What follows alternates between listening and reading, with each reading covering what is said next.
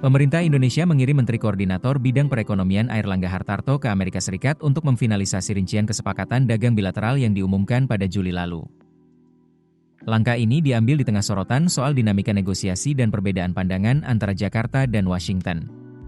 Kesepakatan tersebut mencakup penurunan tarif impor produk Indonesia oleh AS dari 32% menjadi 19%. Pemerintah menegaskan, pengiriman utusan ini menunjukkan komitmen Indonesia untuk menuntaskan perjanjian yang dinilai strategis bagi kedua negara. Kementerian Koordinator Bidang Perekonomian menyatakan, Airlangga Hartarto saat ini sedang menuju AS untuk memimpin langsung perundingan lanjutan. Juru bicara Kemenko Perekonomian Haryo Limanseto mengatakan, Airlangga akan memfinalisasi kesepakatan dengan pejabat kantor perwakilan dagang Amerika Serikat. Dalam perundingan tersebut, Indonesia mendorong adanya pengecualian tarif untuk sejumlah produk ekspor, termasuk minyak sawit mentah. Airlangga sebelumnya menyampaikan bahwa CPO, sebagai salah satu ekspor utama Indonesia, menjadi fokus utama pembahasan.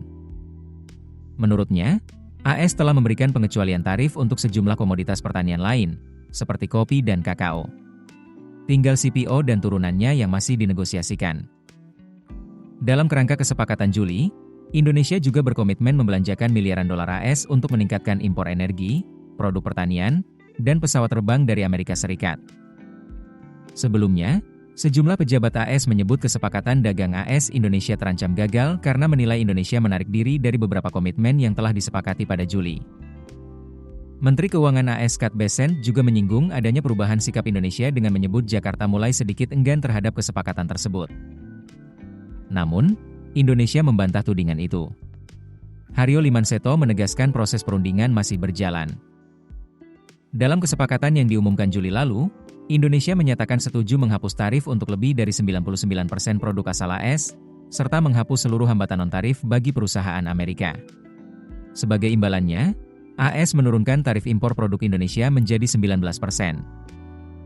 Presiden AS Donald Trump saat itu menyambut kesepakatan tersebut sebagai kemenangan besar bagi perusahaan otomotif, perusahaan teknologi, pekerja, petani, peternak, dan pelaku industri manufaktur kami. Airlangga menyatakan, pemerintah berharap perjanjian tersebut dapat ditandatangani oleh Presiden Prabowo Subianto dan Presiden Donald Trump tahun depan. Data USTR menunjukkan defisit perdagangan barang AS dengan Indonesia mencapai 17,9 miliar dolar AS pada 2024, naik 5,4% dibanding tahun sebelumnya. Keputusan bisnis terbaik datang dari data, bukan tebakan. Mudah berlangganan Business Insight dengan subscribe with Google.